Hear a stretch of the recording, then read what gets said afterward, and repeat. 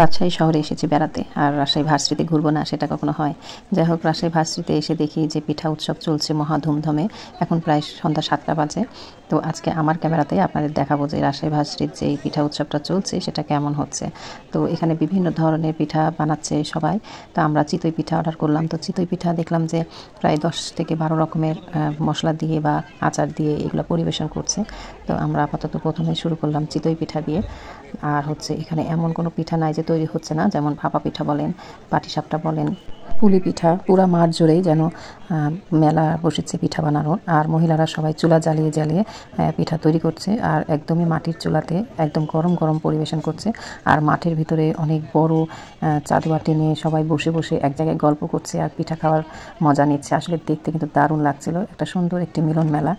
আর হচ্ছে একদম রিজনেবল প্রাইসে এই পিঠাগুলো পাওয়া যাচ্ছে। একটি চিতই পিঠা 10 টাকা করে নিচ্ছে, আর যে আচার বা চাটনিটা দিচ্ছে সেটা নিচ্ছে 10 টাকা। তো এভাবে কিন্তু সন্ধ্যার পরে সবাই বেড়াতে আসতে পারেন, যেহেতু রাজশাহী ভার্সিটিতে এত সুন্দর একটা অনুষ্ঠান হচ্ছে। আমি দেখাচ্ছি, দেখুন যে কতটা ভিড়। আসলে টেবিলের উপরে অনেক থরে থরে সাজানো রয়েছে খাবার।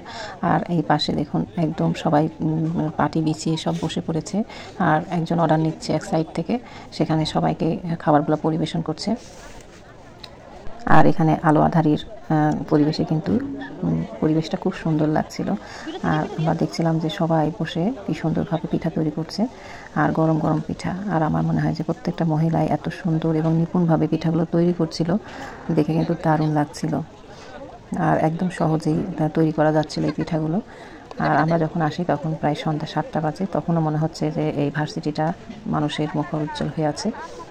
আর আমি মাঝে মাঝে চিন্তা করি যে আসলে এরা এত সুন্দরভাবে পিঠা তৈরি করে, এত সুন্দরভাবে পিঠাগুলো উঠে কীভাবে। আর চিতই পিঠা যেগুলো তৈরি করছিল খুব সুন্দরভাবে কড়াই থেকে ছেড়ে আসছিল। আর আমরা বানাতে গেলে দেখা যায় যে মাটির চুলাটা ভেঙে যাচ্ছে, মাটির যে হাঁড়িটাতে তৈরি করি পিঠা সেটা ভেঙে যায়, তাও পিঠা উঠতে চায় না। আর এদিন পিঠা তৈরি করা দেখে আসলে নিজের খুব হিংসা হচ্ছিল যে এরা এত সুন্দরভাবে কীভাবে তৈরি করছে। দেখুন প্রত্যেকটা মহিলাই কিন্তু চুলা নিয়ে বসে গেছে, পিঠা তৈরি করছে, তারা আনন্দ করছে, চা খাচ্ছে। মানে ওদের মধ্যে একটা আলাদা সুন্দর সম্পর্ক দেখছি। তো দেখুন থরে থরে কিন্তু পিঠাগুলো সাজানো রয়েছে, যার যেরকম ইচ্ছা সে সেরকম পিঠা অর্ডার করছে, এবং খুব কম প্রাইসে কিন্তু এখানে খাওয়া যাচ্ছে। আর এখানে এত লোক যে আসলে বসার জায়গা খুঁজে পাওয়া যাচ্ছে না যে কোথায় বসবো। কিছু কিছু জায়গায় কিন্তু চেয়ার পেতে দিয়েছে, আবার নিচে ফ্লোর করে মাঠের উপরে সবাই বসে গেছে। সবাই একসাথে বন্ধু বান্ধব নিয়ে আড্ডা দিচ্ছে, গল্প করছে, খাচ্ছে। সে এক মনোরম একটি দৃশ্য। যাই হোক, আমরা এক জায়গায় যে জায়গা পেয়ে গেলাম। তো দেখি একটা মহিলা পিঠা তৈরি করছে, আমি একটু ভিডিও করে নিলাম যে আসলে আমি দর্শকদের দেখাবো যে এই পিঠা উৎসবটা কেমন হচ্ছে রাজশাহী ভার্সিটির।